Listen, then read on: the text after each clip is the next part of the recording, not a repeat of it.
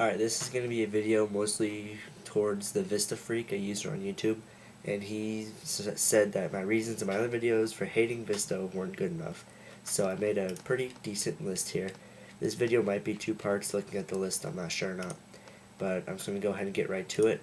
The major reasons I hate Vista. Number one, when you buy a Mac, you get restored discs. You get a hard copy of the OS. You don't get a recovery partition. As you all know, hard drives go bad. No matter how good of a quality it is, eventually your hard drive will die. And if you don't burn whatever to a disk, it's gone. So why not give you a disk? Why have a partition? That's just stupid. Apple goes that extra mile to give you a disk, a hard copy of the operating system. It's not just like you can pop it in and go back to a certain date. It's a complete fresh restore of the operating system, and that is awesome. It's included, so that's huge for me. So I like to have a hard copy of everything I own. It's just more safer, and I don't have to risk losing anything. And you'd think that for how often you have to restore Vista, they would give you discs. They don't. So that's a huge one. So moving on, viruses and spyware.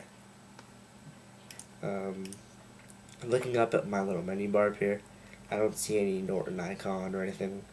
No antivirus at all, because I don't need it. You don't really have to worry about getting viruses on a Mac. Now I know there's some out there, but honestly, how many people catch the viruses on a Mac? Barely anybody. You can go to Google and get a virus on a PC, and you'll have to install some antivirus software that slows your computer down like crazy. Vista uses up enough resources, but I'll get into that later. But just having that running, and God forbid you have to do a system check or a system quarantine, you might as well just let it go overnight. It's ridiculous. So yeah, looking at my list here, less RAM needed to run smoothly. A gig of RAM on Vista is nothing, and that's what I have. And you saw in my previous video how slow my computer is. It's ridiculous to need 2 gigs of RAM to run smoothly. Now, I've said this in my comments, Leopard can run fine on half a gig of RAM. It can run fine.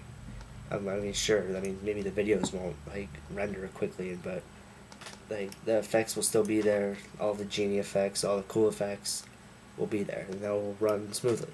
Now, am I saying that I would use 512 megabytes of RAM? No, never. I'd want at least one, probably 2. So I'm just saying, Leopard, it's not as bloated of an operating system. You can have a computer that's many years old and upgrade to Leopard and be fine. But just for Vista, if you have a computer that's 5 years old, you're going to have to upgrade everything. You might as well buy a new computer. So yeah, I find it kind of pointless. So you don't need as much RAM, is what I'm saying, on a Mac. Alright, so now, next, Vista copied OS X and failed. And I don't care what you PC fanboys say, Vista copied OS X. Just like the widgets, gadgets. So why would you want a clock on the right side of your monitor? Why would you want that? Just taking up space. That's stupid. But Apple did it right. You just hit a button and you pretty much get a new desktop, and it's all the stuff you need right there. And it was on Tiger. I'm not sure if it was on Panther or not, but point being, it was out before Vista. So Vista definitely copied that off of OS X and did it wrong. Also, the search, Windows search is a joke. It doesn't search as good, I guess. A lot of people haven't had problems with it, but I have. But Spotlight, you can type in music, and it gives you all the music on your system. It's just really convenient. And then also the expose, just showing all your windows at once. On Windows, you get arrow, and that's stupid. You just scroll through and it shows you window by window by window. When with expose, you can have all your windows at once, and you just click it and it comes to front. Genius. No need for uninstall wizards. You just drag the trash. Of course you have to go through the install, but if you don't have to go to control panel and go down to add remove software or Vista program features and uninstall, wait for it to initialize, do the UAC garbage, whatever, or if you don't have it installed, whatever. or install if you don't have it activated, and then just have to go through the uninstall, then probably reboot. No. On OS 10, you drag it to the trash and you're done. It's uninstalled. That's all you have to do. It's just easier. It's more thought out. Alright, so out of the box, a Mac can run any operating system legally. All you have to do is get Boot Camp, which I believe, I've never used it before, so I'm not sure if it's included with OS 10 or whether you have to download it. But either way, it's free and it's legal. I mean, you can install Windows. I don't know why you'd want to do it, but maybe just to have every operating system on one machine. Sure, why not? So you can have Windows, Linux, Ubuntu, or Ubuntu, I'm not sure how you pronounce it, and of course OS 10 on one machine legally and without much hassle, which is awesome. You can't do that on PC, it just doesn't happen. Even if you do get OS 10 running on PC, which is illegal, it breaks the EULA. So even if you do get it running, you have to have the exact hardware, and half the stuff doesn't work anyway. So, moving on. Dock is definitely better than the start menu. On a dock, you have stacks, you have everything you need. If you don't want to program there, you delete it. Why? Like, even with Windows Search, if just to use Windows Search, you have to click Start and then type. When here, I mean, you have to click Spotlight, but it doesn't take up as much space.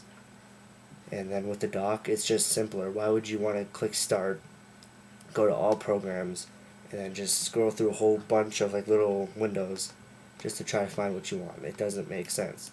But on a dock, you just go down there, and if it's not like a primary icon, you just hit Applications, and that's a stack, Download, Stack, and it's just convenient. It's just easier to navigate your system. Okay, so now moving on, trial software. My mom just bought this Mac, and when I brought it up to my room and used it the first time, there was no trial software at all. It was a beautiful thing. I'm not used to that. It's just, it doesn't take up space off your hard drive. It doesn't say, oh, use this now, but it expires in 60 days. Hurry up, get your key now. It doesn't do that. You just don't have trial software on a Mac. Trial software I find to be very annoying, and I already said that, but annoying to get rid of. Like I said, you'd have to go into Control Panel and uninstall it manually one by one. Okay, and useful default programs. Here, I just compared Windows to OS 10. So Windows, you have Media Player. OS 10, you have iTunes.